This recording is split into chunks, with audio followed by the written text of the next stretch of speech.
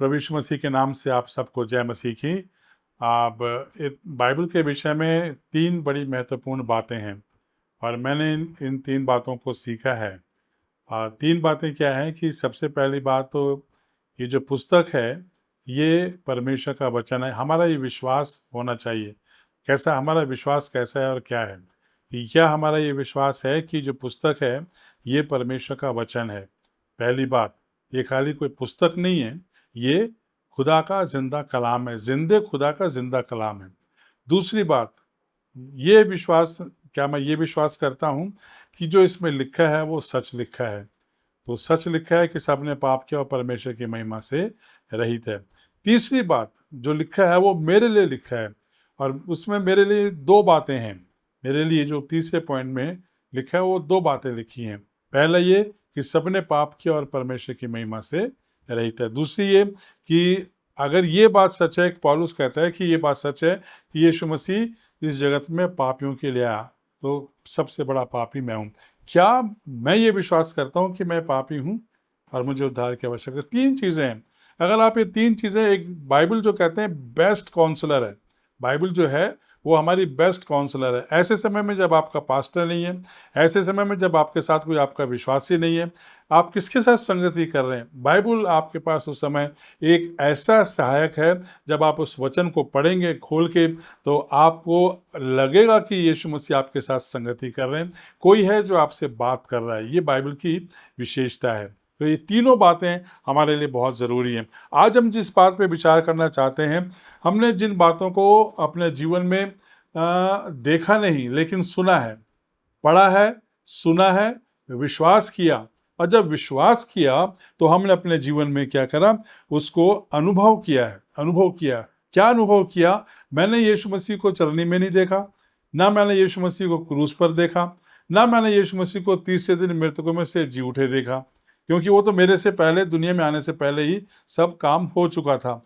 लेकिन वो बातें जो बाइबल में लिखी हुई, और जब मैंने वो पढ़ा और जब विश्वास किया, तो विश्वास करने के द्वारा जो अनुभव मिला, वो अनुभव आज जिंदा और वो अनुभव आज बोलता है।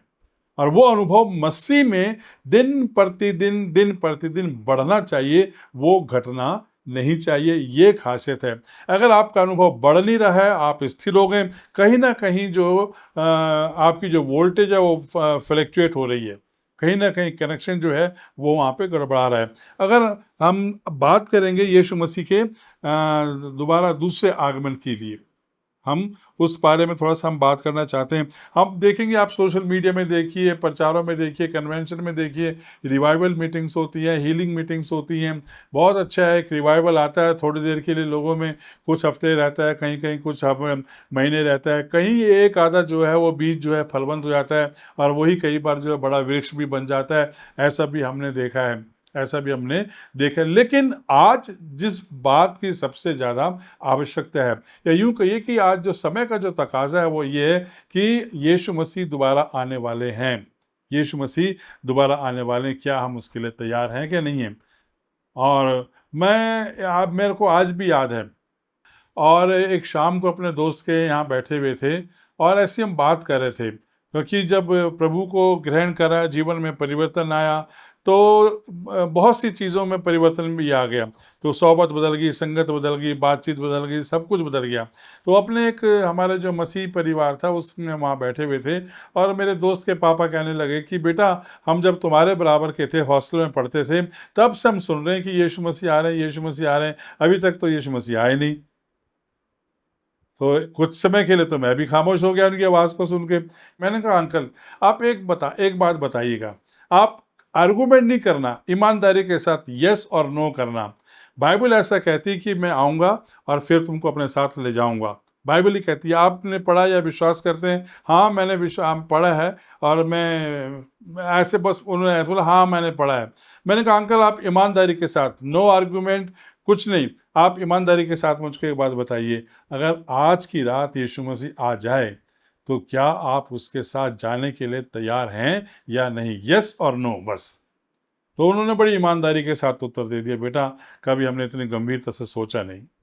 मैंने कहा इसीलिए आज तक यीशु मसीह नहीं आया। और दुनिया में कितने सैकड़ों ऐसे लोग हैं जो इसी मुखालते में जी रहे हैं कि पता नहीं आता है कि नहीं आता है, क्योंकि अभी तो सब कुछ ऐसा चल रहा है, अभी तो वैसा चल रहा है, अभी तो ऐसा होना बाकी है, अपनी तो वैसा होना बाकी है। अपने दिमाग के घोड़े दौड़ा रहे हैं, अपने दिमाग के घोड़े दौड़ा रहे हैं। बाइबल क्या कह रही है, वचन क्या कह रहा है, वो उस बात से ज़्यादा उसमें नहीं जाना चाहते। देखिए क्या बात है कि अब मसीह जब दोबारा आएगा तो उसके तीन जो हैं वो मसीह कहने के तीन प्रकार हैं। वो क्या है भूतकाल में जो यीशु मसीह में आगमन के तीन महान रूप हैं। वो पहला क्या है, भूतकाल में यीशु मसीह क्रूस पर आए, इब्रानियों 9 और उसका 26 वहाँ पे लिखा है।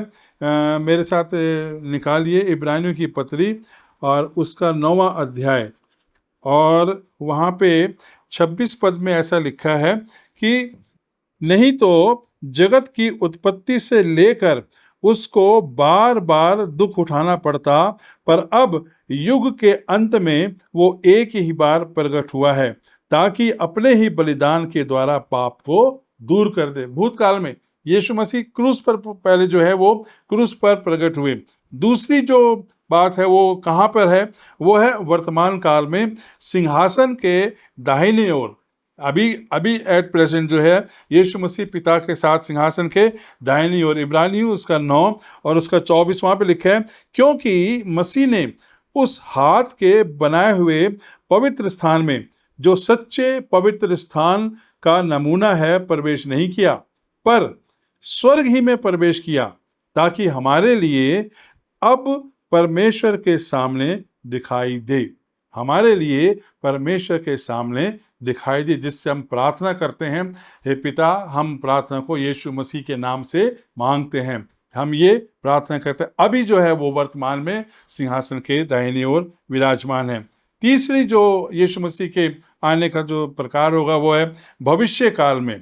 वो है भविष्य काल में महिमा के बादलों पर आएगा। यीशु मसीह जो अब आएंगे वो महिमा के बादलों पर आएंगे। इसी का 9 का 28 इब्रानी 9:28 लिखा है, वैसे ही मसीह भी बहुतों के पापों को उठा लेने के लिए एक बार बलिदान हुआ, और जो लोग उसकी बाट जोते हैं उनके उद्धार के लिए दूसरी बार बिना पाप उठाए हुए दिखाई देगा।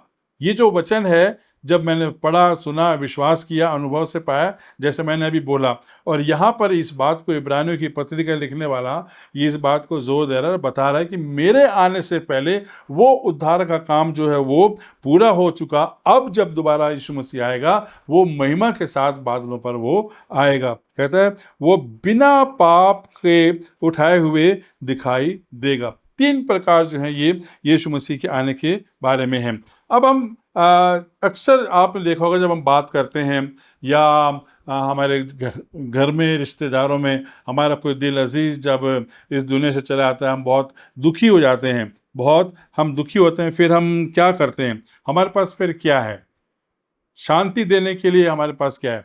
हम दुखी ही ज़रूर होते हैं, लेकिन हमें शांति के वचन चाहिए, शांति के वचन चाहिए। जो दुखी हो रहा है उसको भी मालूम है कि ये अब जाने वाला चला गया, ये वापस लौट के नहीं आएगा, लेकिन उसको भी शांति चाहिए, उसको भी शांति चाहिए। तब वहाँ पे कहते हैं कि क्या कहते हैं कि जब हम अपने अजीज़ों की जुदाई पर रंज और गम करते हैं तो हम तसल्ली, इत्मीनान तथा प्रभु की बातों को हम लोग खोज करते हैं। हम खोज करते हैं। बाइबल कहती है कि जो कब्र है वो ही हमारा आखिरी अंत नहीं है।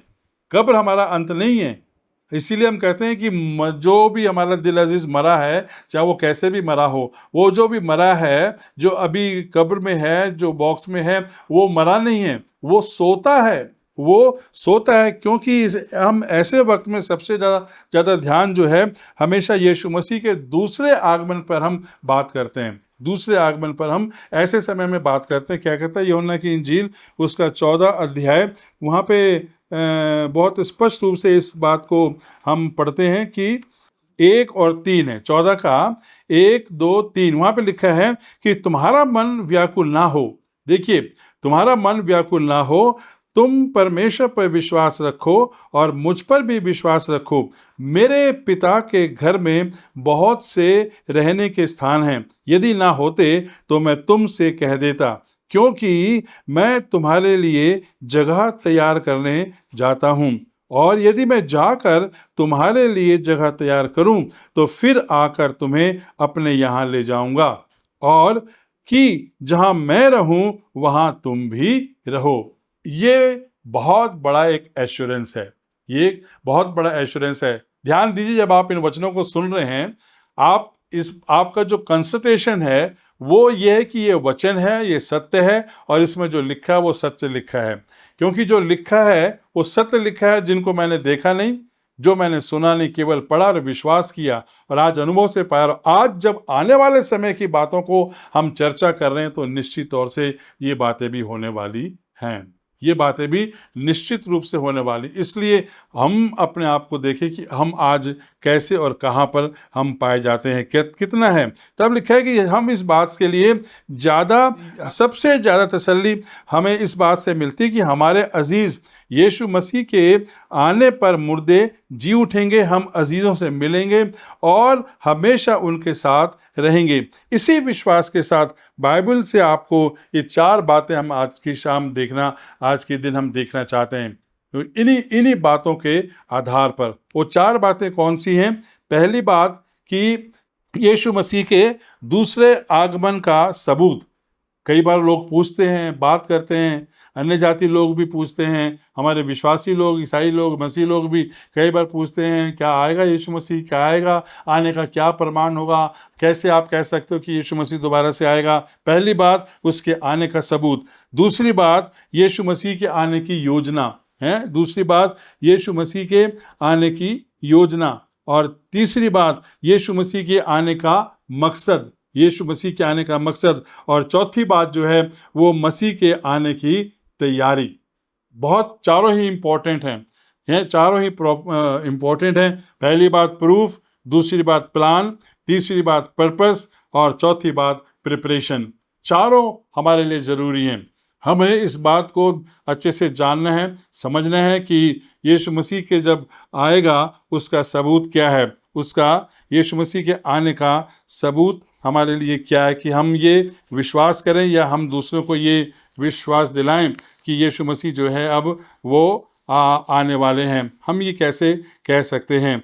जैसे अभी हमने यूहन्ना 14 और उसका 1 और 1 से 3 में पढ़ा कि तुम्हारा मन व्याकुल ना हो। मेरे साथ अगर आप देखें तो मत्ती की इंजील उसका 26वां अध्याय अब वो और उसका 64वां पद, वहाँ पे क्या लिखा है कि यीशु ने उससे कहा, तूने आप ही कह दिया, वरन मैं तुमसे यह भी कहता हूँ कि अब से तुम मनुष्य के पुत्र को सर्वशक्तिमान के दाहिने ओर बैठे और आकाश के बादलों पर आते देखोगे। हैं?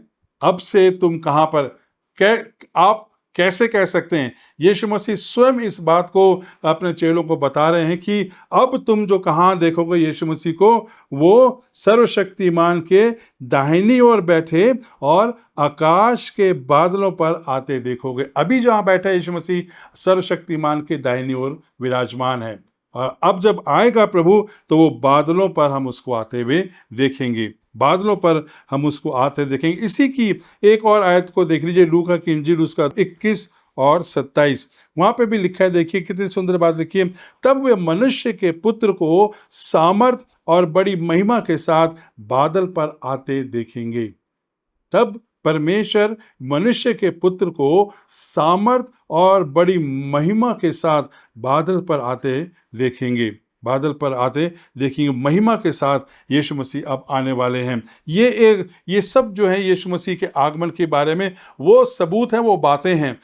हमें इस पर विश्वास करने की ज़रूरत है। और तीसरी बात हम और इसमें देखना चाहते हैं, प्रकाशित वाक्य की पुस्तक अगर आप देखें और उसके लगभग अगर आप पूरे प्रकाशित वाक्य को धीरे धीरे पढ़ें, सिलसिलेवार पढ़ें, आपको बहुत सी बातों को यीशु मसीह के आने के लिए वहाँ पे बातों को समझ में आएगा। मैं तो अभी एक आयत को हमें निकाल के पढ़ना चाहते हैं। प्रकाशित वाक्य उसका 22 और उसका 12 क्या लिखा है, देखिए कितनी सुंदर बात वहाँ पे लिखी है।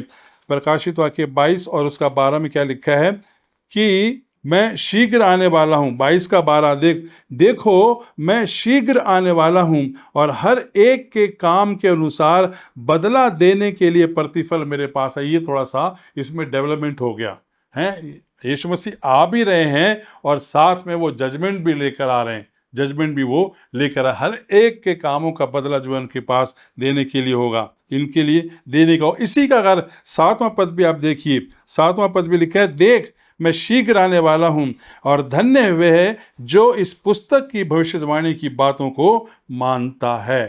देख मैं शीघ्र आने वाला हूं, धन्य वे जो इस पुस्तक की भविष्यवाणी की बातें मानता है। बहुत स्पष्ट रूप से इस बात को लिखा हुआ है। और जब यीशु मसीह बादलों पर उठाए जा रहे थे, आखिर समय तक ऐसा लगता है कि लोग इस बात के लिए तैयार नहीं थे, या लोगों को ये विश्वास नहीं हो रहा था कि यीशु मसीह जो है वो उठाए जा रहे हैं। और लोग उनको बड़ी अद्भुत दृष्टि से और अचंभित निगाहों से उनको वो देख रहे। तब वहाँ पर क्या किसी ने बोला कि हे गलीलियो, प्रेरित काम उसका 1 और उसका 11 में लिखा है, और उनसे कहा, हे गलीली पुरुषों, तुम क्यों खड़े आकाश की ओर देख रहे हो? यही यीशु जो तुम्हारे पास से स्वर्ग पर उठा लिया गया है, जिस रीति से तुमने उसे स्वर्ग को जाते देखा, उसी रीति से वह फिर आएगा। उसी रीति से वो फिर आएगा। तो ये वो आपकी पहली बात हो गई। ये सबूत हैं, यीशु मसीह के आने के सबूत हैं जो वचन से हमको मिलते हैं। वचन में ही हमने उद्धार को पाया, वचन में ही हमने पुनरुत्थान को पाया, और वचन ही हमको जो है अब बादलों पर ले जाने की तैयारी में है, बशर्ते हमारा विश्वास होना चाहिए। दूसरी बात, प्लान ऑफ हिज कमिंग, योजना जो है यीशु मसीह के दूसरे आने की योजना।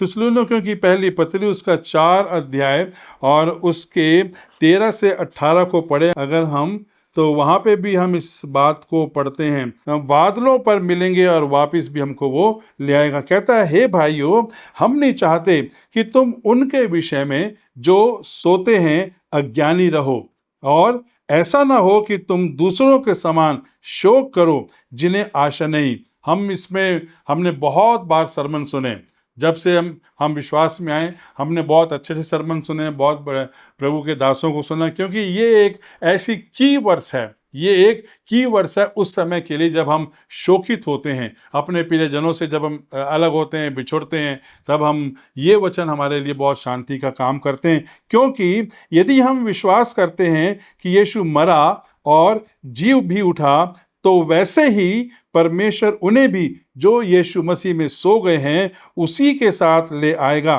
क्योंकि हम प्रभु के वचन के अनुसार तुमसे यह कहते हैं, हम जो जीवित हैं और प्रभु के आने तक बचे रहेंगे, सोए हुओं से कभी भी आगे ना बढ़ेंगे।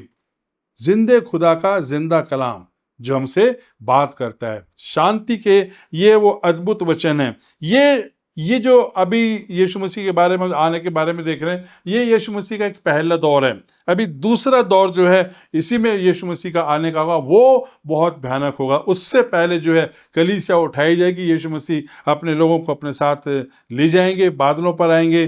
जो दूसरा दौर है वो 7 साल के सताव के साथ चलेगा। वो 7 साल का जो समय होगा वो बहुत ही भयानक होगा। और तब वहाँ पे उसके बाद लिखा है वो जलाल के साथ आएंगे। तब वो जो शुरू होगा 1000 साल का जो वो समय है वो शुरू होगा। मैं कुछ जब बाइबल को पढ़ रहा था तो कुछ बड़ी अच्छी रोचक बातें जो हैं देखने को मिली 1000 साल के बारे में। तो कुछ एक दो बातों को मैं आपके साथ रखना चाहता हूँ। ये मेरे साथ देखिए जकरिया नबी की किताब और उसका दूसरा अध्याय, और उस बड़ी सुंदर बात वहाँ पे भी लिखी है। जकरिया 2:10 वहाँ पे लिखा है, हे सियोन ऊंचे स्वर से गा और आनंद कर, क्योंकि देख मैं आकर तेरे बीच में निवास करूंगा, यहोवा की यह वाणी है। अभी इस्राएल का उद्धार नहीं हुआ है, अभी उस इस्राएल का उद्धार होना बाकी है। तब यहाँ पे लिखा है कि इस्राएल जो है वो यीशु मसीह को ग्रहण करेगा।